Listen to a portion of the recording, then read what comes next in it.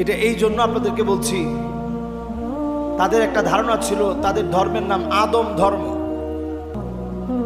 তারা সব সময় শয়তানের পূজারী ছিল, শয়তানের পূজা করত।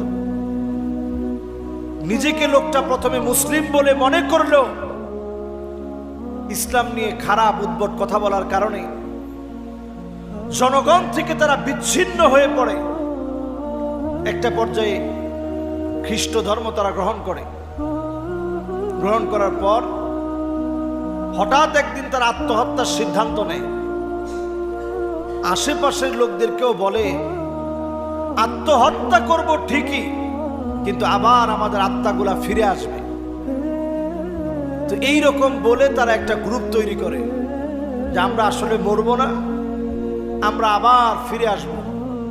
তার নিজের পরিবারের সবাইরে বুঝায় হাসি